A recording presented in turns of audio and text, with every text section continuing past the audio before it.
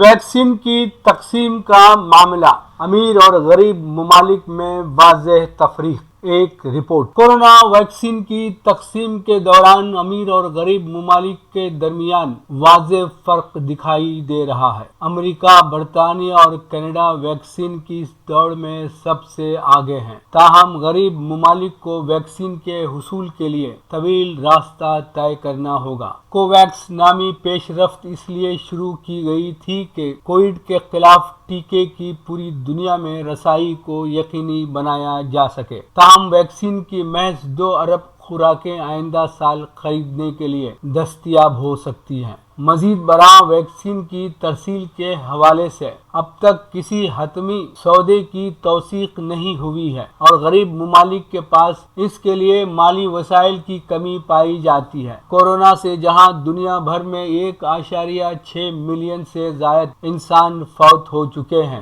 وہیں اس کے خلاف جنگ اور مزید اموات کو بچانے کے لیے ٹیکے کی فراہمی کے عمل نے امیر اور غریب ممالک کے مابین عدم مساوات کو بے نقاب کر دیا ہے۔ اگرچہ کمزور معیشتوں کے حامل ممالک بھی کورونا کی وبا سے شدید متاثر ہوئے اور غریب ممالک میں صحت کے ناقص نظام کے سبب کورونا کے شکار ہو کر مرنے والوں کی تعداد بھی بہت زیادہ رہی ہے، تب بھی کووڈ کے خلاف ٹیکہ اندازی کے اولین حقدار امیر ملکوں کے عوام ہی نظر آ رہے ہیں۔ کوویکس عالمی ادارہ صحت WHO کی پیش قدمی ہے، جس میں ویکسین الائنس GAVI اور CEPI کا ایک گلوبل الاق دنیا بھر سے متعدی بیماریوں کے پھیلاؤ کے خلاف جنگ کے لیے سرگرم ہے۔ اس پیش رفت کا ایک عام مقصد ایسی صورتحال پیدا ہونے سے روکنا ہے جس میں وبائی امراض کا مقابلہ کرنے کے لیے ویکسین کے حصول میں بین الاقوامی سطح پر ایک بھگدڑ مچے اور وبا کے پھیلاؤ کی صورتحال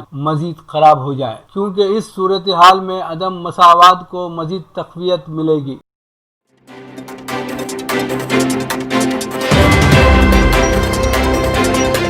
کعبۃ اللہ کا دروازہ ڈیزائن کرنے والے انجینئر کا انتقال۔ سعودی عرب کے چوتھے فرمانروا شاہ خالد بن عبدالعزیز کے دور میں کعبۃ اللہ کا دروازہ ڈیزائن کرنے والے انجینئر الجندی کا جرمنی میں انتقال ہو گیا۔ شاہ خالد نے 1397 ہجری میں کعبۃ اللہ کے اندر نماز ادا کی تھی، جس کے بعد انہوں نے کعبۃ اللہ کا دروازہ خالص سونے سے تیار کرنے کی ہدایت کی۔ اس دروازے کو ڈیزائن کرنے کے لیے ملک شام سے تعلق رکھنے والے انجینئر الجندی کا انتخاب کیا گیا۔ انجینئر الجندی شام کے شہر حمص میں پیدا ہوئے۔ دروازے کو مکہ مکرمہ میں ایک بہت بڑے سونار شیخ محمود بن بدر کے کارخانے میں ڈیزائن کیا گیا۔ مملکت کے بانی شاہ عبدالعزیز السعود نے آل بدر خاندان کو کعبۃ اللہ کا دروازہ تیار کرنے کی ذمہ داری بھی سونپی تھی۔ کعبۃ اللہ کے دروازے کی تیاری 1398 ہجری میں ہوئی اور اس میں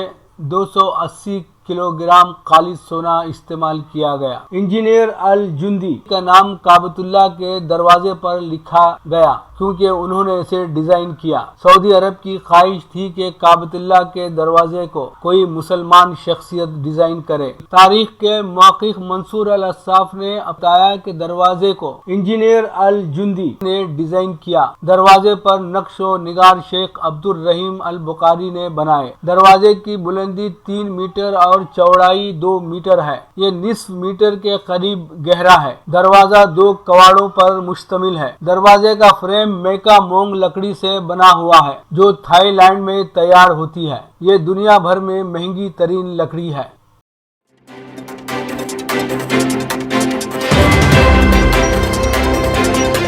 مکتوب ریاض من جانب KN واصف سعودی عرب۔ ہندوستان میں پھنسے ہوئے تارکین وطن کی سعودی واپسی سفارت خانے ہند کی اولین ترجیح ہے، کیونکہ یہ ہندوستانی باشندے پروازوں کے منسوخ کیے جانے کی وجہ سے اپنی ملازمت سے محروم وطن میں روکے ہوئے ہیں۔ ہندوستانی تارکین وطن مدد کے سب سے زیادہ مستحق ہیں۔ یہ بات سفیر ہند برائے سعودی عرب ڈاکٹر اوصاف سعید نے کہی۔ وہ ریاض میں انڈین کمیونٹی کی جانب سے اہتمام کردہ ایک تقریب سے خطاب کر رہے تھے۔ کووڈ-19 کی پابندیوں میں نرمی کے بعد یہ پہلی تقریب تھی جس میں سفارتکار اور کمیونٹی اراکین کے افراد نے محدود تعداد میں شرکت کی۔ یہ تقریب نئے متعین کیے گئے نائب سفیر ہند این رام پرساد اور ریاض ایمبیسی سے ریٹائر ہوئے کونسلر دیش بندھو بھائی کے اعزاز میں منعقد کی گئی تھی۔ ڈاکٹر اوصاف سعید نے مزید کہا کہ سعودی عرب میں سفارت خانہ مملکت کی مقرر کردہ پابندیوں کو ملحوظ خاطر رکھتے ہوئے آئندہ ماہ کمیونٹی کی شرکت کے ساتھ اپنی سرگرمیوں کا آغاز کرے گا۔ انہوں نے بتایا کہ Indo Saudi business network کے بعد سفارت خانہ انڈو سعودی اکیڈمک فورم اور انڈو سعودی میڈیکل فورم کا قیام عمل میں لائے گا۔ اس سے یہاں ہندوستانی بچوں کے لیے اعلیٰ تعلیم کا حصول آسان ہو جائے گا۔ انہوں نے بتایا کہ سعودی باشندوں کے لیے آن ارائیول ویزا کی سہولت فراہم کی جائے گی۔ ڈاکٹر اوصاف نے مزید کہا کہ سعودی عرب اپنے وسیع رقبے اور خوبصورت قدرتی مناظر سے مالا مال ملک ہے۔ ہم حکومتی سطح پر یہاں بالی ووڈ فلموں کی شوٹنگ کے لیے اجازت حاصل کریں گے۔ اس کے علاوہ یہاں ایک یوگا ایکسلنس سینٹر جلد قائم کیا جائے گا کیونکہ یوگا سعودی باشندوں میں بہت مقبول ہو رہا ہے۔ تقریب کا آغاز ڈاکٹر انعام الحق کی قرأت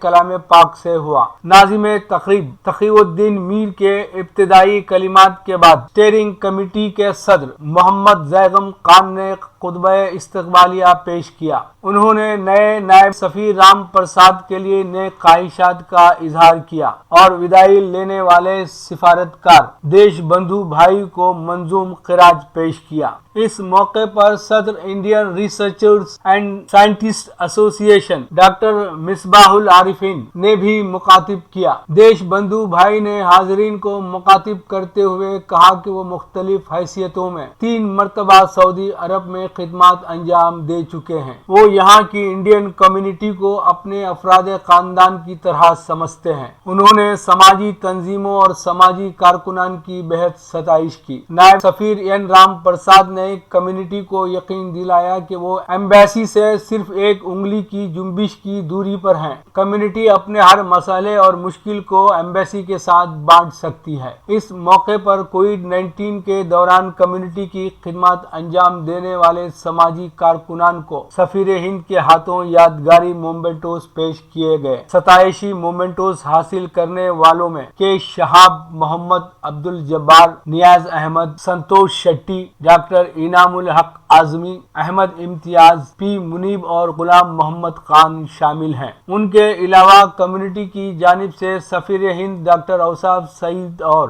دیش بندھو بھائی کو بھی یادگاری مومنٹوز پیش کیے گئے۔ تقی میر نے بہت دلچسپ انداز میں تقریب کی کارروائی چلائی۔ عبدالاحد صدیقی کے ہدیہ تشکر پر محفل کا اختتام عمل میں آیا۔ وسیلہ اردو ٹی وی کے ناظرین اور سامعین، لیجیے خاکوں پر مشتمل ہفتہ وار خصوصی پروگرام روبرو آئینہ پیش خدمت ہے۔ پروگرام روبرو آئینہ میں جناب یوسف علی پر جناب کے این واصف کا خاکہ ملاحظہ فرمائیں۔ حضرات، ہم نے آج کا خاکہ اپنے ایک قریبی دوست میر یوسف علی پر لکھا ہے جو کینیڈا میں مقیم ہے۔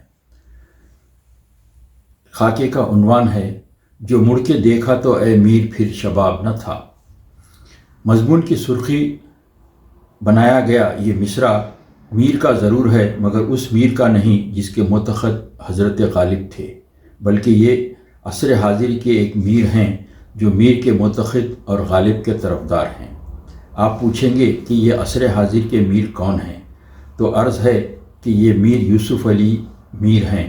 اچھے شعر کہتے ہیں لیکن پھر بھی وہ صدی تمہاری تھی یہ صدی ہماری ہے جیسے خیال سے اتفاق نہیں رکھتے، بلکہ اردو کے دیگر دانشمندوں کی طرح اس سے متفق ہیں کہ میر و غالب ہر صدی کے شاعر ہیں۔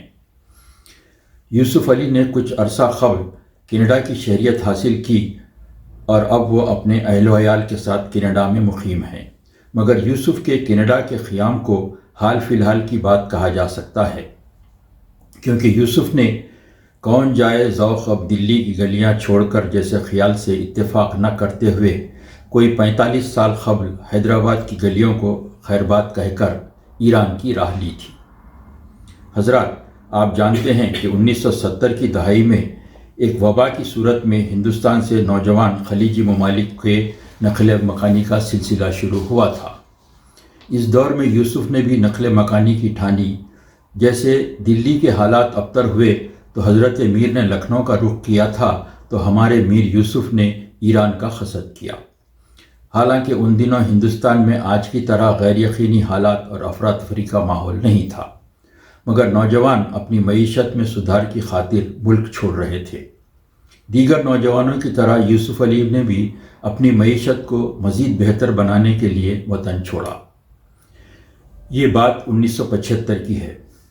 یوسف نے 5 سال ایران میں گزارے، پھر شاید خوب سے خوب تر کی تلاش میں وہ کویت منتقل ہوا، اور یہاں وہاں کی بجائے سیدھے کویت کے بینک کو نشانہ بنایا، یعنی یوسف نے کویت نیشنل بینک میں ملازمت حاصل کی اور اپنا نہ صحیح کروڑوں کے خزانے پر بیٹھے 33 سال تک دینار کی حرارت کے مزے لوٹے۔ اسی دوران اس نے کینیڈا کی شہریت حاصل کی اور کویت نیشنل بینک سے ریٹائر ہونے کے بعد اب کینیڈا میں چین کی بانسری بجا رہے ہیں۔ میر تقی سے میر یوسف علی کی ایک اور خدر مشترک ذہن میں آئی کہ میر نے دلی کو اجڑتے دیکھا تھا اور میر یوسف علی کویت کی بربادی کا شاہد رہا۔ پھر ملیں گے اگر خدا لایا کہہ کر یوسف کوئی 45 سال قبل حیدرآباد سے نکلا تھا۔ اس طویل عرصے میں مختصر عرصے کے لیے چھٹی پر آیا ہوگا، مگر ایک آدھ دفعہ کے سوا یوسف سے ہماری شخصی ملاقات نہیں رہی۔ اس بیچ ہم بھی سعودی عرب منتقل ہو گئے۔ جب وہ حیدرآباد آیا ہوگا ہم وہاں نہ ہوئے، اور ہم جب چھٹی پر آئے تو وہ وہاں نہ ہوا۔ اب ہماری عمر بھی خدا لایا کی نہیں بلکہ خدا کے یہاں سے بلاوا آنے والی ہو گئی ہے، لہٰذا اب یوسف سے شخصی ملاقات کی کوئی امید نظر نہیں آتی۔ اب تو بس ورچوئل ملاقات پر ہی اکتفا ہے۔ یوسف میرا لنگوٹیا یار تو نہیں، مگر لنگوٹی سے کچھ آگے کے اسٹیج سے ہم ایک دوسرے کو جانتے ہیں۔ وہ میرا بے حد بے تکلف دوست ہے۔ ہمارے بیچ تو تکار والی بے تکلفی ہے، بلکہ ابے تو بے بھی چلتی ہے، اور ایسی گفتگو میں لب شیریں نہ ہونے کے باوجود ہم کبھی بے مزہ نہیں ہوتے۔ یہ بات سن 1971 کی ہے، جب ہم دونوں نے ایک ادارے میں ملازمت حاصل کی تھی۔ یوسف اور میں اچھے دوست تھے۔ کوئی 4-5 سال وہ میرا رفیق اور رفیق کار رہا۔ ان دنوں ہم بے تکلف احباب کا ایک بڑا سرکل تھا، جو اکثر شام کے وقت تروپ بازار میں واقع ایک ایرانی ریسٹورنٹ سینٹرل کیفے میں جمع ہوتا۔ اس گروپ میں یوسف علی، جبار درانی، سید مشتبہ حسین کرمانی، سمیع اللہ قادری، عبدالحمید وغیرہ تھے۔ گھنٹوں گپ شپ میں گزرتے۔ ہماری گفتگو عام طور پر ادبی موضوعات پر مبنی ہوتی۔ اسی دور میں ہمارے لکھنے لکھانے کا سلسلہ بھی شروع ہوا۔ یوسف کی ادب پر بڑی گہری نظر تھی، مطالعہ بھی خوب تھا، مگر پھر بھی وہ کبھی لکھنے لکھانے کی طرف راغب نہیں تھا، جبکہ جبار درانی آزاد نظمیں اور افسانے وغیرہ لکھا کرتے تھے۔ 1975 میں یوسف ایران چلا گیا۔ کچھ دنوں بعد جبار درانی بھی سعودی عرب کوچ کر گئے، لیکن وہ ہمیشہ رابطے میں رہے اور آج تک بھی ہیں، مگر یوسف سے کوئی رابطہ نہ رہا۔ کوئی 30 سال بعد یوسف نے روزنامہ سیاست سے ہمارا ای میل ایڈریس حاصل کر کے رابطہ کیا۔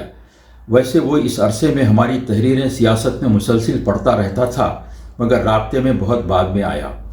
بھلا ہو انٹرنیٹ، واٹس اپ وغیرہ کا کہ ورچوئل یا بصارتی وسیلے ہی صحیح، ہم ایک دوسرے کے رابطے میں ہیں۔ 10-12 سال قبل جب مجھ سے ای میل کے رابطے میں آیا، تب یوسف نے اس بات کا انکشاف کیا تھا کہ وہ شعر بھی کہنے لگا ہے، اور نمونتاً اس نے ایک شعر بھی لکھ بھیجا تھا، آپ بھی سنیے۔ غضب کی چال تھی ہم نے تو چاپ بھی نہ سنی، جو مڑ کے دیکھا تو اے میر پھر شباب نہ تھا۔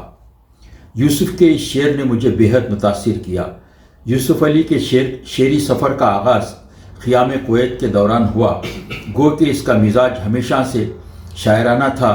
یوسف علی نے اپنے اس شعر میں اپنوں سے فاصلے ہو جانے اور اپنی مٹی اور وطن سے دوری کے احساس کو اور دیار غیر میں ایام شباب کے دبے پاؤں گزر جانے کے المیے کو جس پیرائے میں بیان کیا ہے وہ بات پڑھنے والوں کے دلوں کو چھو لیتی ہے۔ خصوصاً خلیجی ممالک میں طویل عرصہ گزارنے والے جو اپنی توانائیاں غیر کی مٹی میں نچوڑ کر ایک دن اپنے وطن واپس لوٹتے ہیں۔ ہمارے ملک میں ایسے ہزاروں نہیں بلکہ لاکھوں افراد ہیں جو اپنا شباب گنوا کر وطن لوٹتے ہیں۔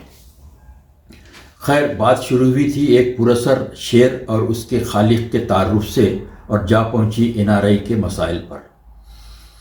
اصل میں ہمارا تعلق NRIs کمیونٹی سے ہے اور ربع صدی سے ہم NRIs کے مسائل پر مسلسل کالم لکھ رہے ہیں، اور متذکرہ شعر کے خالق کا تعلق بھی خلیجی NRI کمیونٹی سے رہا ہے۔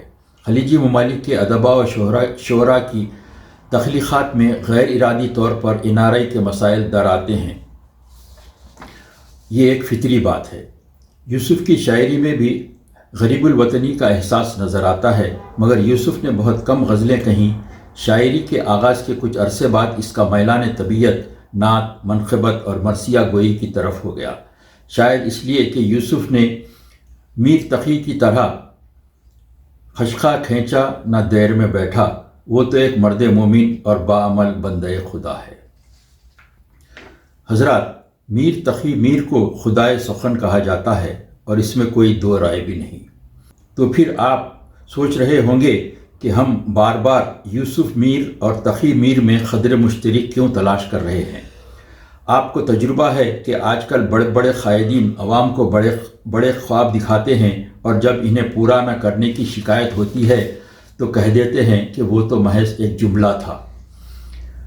دوست کی محبت میں ہم نے بھی شاید مبالغے سے کام لیا، لہٰذا راجہ بھوگ کو گنگو تیلی کے برابر کھڑا کرنے کی ہماری اس کوشش کو بھی ہمارا جملہ ہی تصور کریں۔ ہم نے دیانت داری کے تقاضے پر یہ وضاحت تو کر دی، مگر اب خوف یہ ہے کہ یوسف یہ پڑھ کر ضرور فون کرے گا کہ ابے سالے تو نے مجھے گنگو تیلی بنا دیا۔ ویسے یوسف کو گنگو تیلی لکھ کر ہم نادم بھی نہیں ہیں، کیونکہ شاعری کے راجہ حضرت میر کے ساتھ گنگو تیلی کی حیثیت میں بھی کھڑا ہونا ایک اعزاز ہی ہے، اور دوسرے یہ کہ جس شخص نے زندگی بھر تیل کی دولت سے پیٹ اور جیب بھری ہو اسے تیلی کہنے میں کوئی مذائقہ بھی نہیں۔ آخر میں ہم اہل اردو اور اپنی جانب سے میر یوسف علی کو مشورہ دیں گے کہ وہ پھر سے غزل پر توجہ کریں۔ ویسے آپ اب ریٹائر ہو چکے ہیں، آپ کو فرصت کے رات دن بھی میسر آ چکے ہیں، تو پھر تصور جانا بھی کیجئے۔ کہتے ہیں غزل محبوب سے باتیں کرنے کا نام ہے۔ اب آپ عمر کے ایسے حصے میں ہیں جہاں انسان باتیں ہی کر سکتا ہے، تو پھر کیوں نہ ذرا اصل کو کنارے کر کے تصوراتی محبوبہ سے دل لگائیں، باتیں کریں۔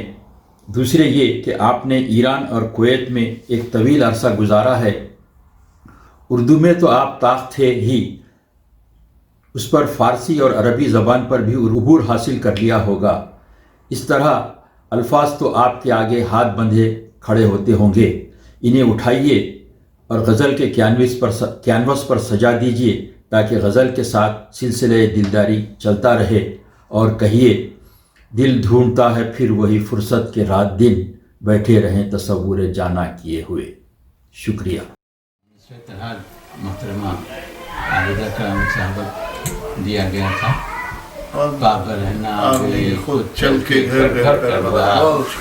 ملاحظہ کیجیے گا، تھی صدا گریہ کنا حیران و ششدر کربلا، تھی صدا گریہ کنا حیران و ششدر کربلا، دیکھتی تھی جب اسیروں کو کھلے سر کربلا، دیکھتی تھی جب اسیروں کو کھلے سر کربلا، دیکھ کر اڑیاں تنے سبتے نبی کو خاک پر، نظر کرتی ہی رہی اشکوں کی چادر کربلا، نظر کرتی ہی رہی اشکوں کی چادر کربلا۔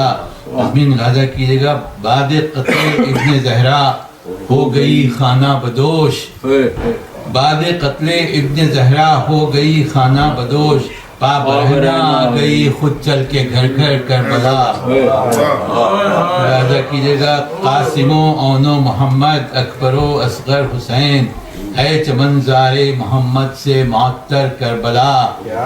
کربلا رگ رگ میں ان کے، کربلا احساس میں، کربلا رگ رگ میں ان کے، کربلا احساس میں، آرزوئے میسم و سلمان و بوذر کربلا، آرزوئے میسم و سلمان و بوذر کربلا۔ لکھ گئے اپنے لہو سے داستان عشق یہ، لکھ گئے اپنے لہو سے داستان عشق یہ، جون و وہب و مسلم و حر دلاور کربلا، وہب و مسلم و حر دلاور کربلا۔ لکھ گئے اپنے لہو سے داستان عشق یہ، جون و وہب و مسلم و حر دلاور کربلا۔ بعد سرور بن گئے سر شہادت کے امین، ہیں رباب و زینب و سجاد مستر کربلا۔ ثبت ہیں تاریخ کے ماتھے پر اب تک دوستو، تشنگی مشکیزہ عباس دلاور کربلا۔ معرکہ ایسا نہ دیکھا اس جہاں نے پھر کبھی، صبر اور ایثار میں حرف مکرر کربلا، صبر اور ایثار میں حرف مکرر کربلا۔ ہم کو پیدا ہی کیا سرور پر رونے کے لیے، ہم کو پیدا ہی کیا سرور پر رونے کے لیے، چشم گریہ میں بسی منظر بمنظر کربلا، گریہ میں بسی منظر بمنظر کربلا۔ درمیان حق و باطل حد فاصل بن کے یہ، جگمگاتی ہی رہے گی تاب محشر کربلا، جگمگاتی ہی رہے گی تاب محشر کربلا۔ نام لیوا بھی نہیں کوئی یزید نحس کا، کر گئی بے بالوں پر یوں اس کو ابتر کربلا، کر گئی بے بالوں پر یوں اس کو ابتر کربلا۔ جو مٹانا چاہتے تھے ہو گئے خود بے نشان، ہے یقین محکم کہ ہے تفسیر کوثر کربلا، ہے یقین محکم کہ ہے تفسیر کوثر کربلا۔ شش جہت سے آ رہے ہیں زائران شاہدین، بن گئی ہے کرۂ ارضی کا محور کربلا، بن گئی ہے کرۂ ارضی کا محور۔ دم بخود ہے آج دنیا دیکھ کر مجمع کثیر، جا رہا ہو جیسے کرنے حج اکبر، جا رہا ہو جیسے کرنے حج اکبر کربلا۔ جو بھی جانا چاہتے ہوں کربلا بس چل پڑیں، جو بھی جانا چاہتے ہوں کربلا بس چل پڑیں۔ لینے پرسا آ گئیں بنتے پیمبر کربلا، لینے پرسا آ گئیں بنتے پیمبر کربلا۔ مقطع ملاحظہ کیجیے گا، کربلا کی خاک سے بس میر کی مل جائے خاک، کربلا کی خاک سے بس میر کی مل جائے خاک، میر کی مل جائے خاک، ہے یہی خواہش کہ ہو میرا مقدر کربلا۔ خاکوں پر مشتمل ہفتہ وار خصوصی پروگرام روبرو آئینہ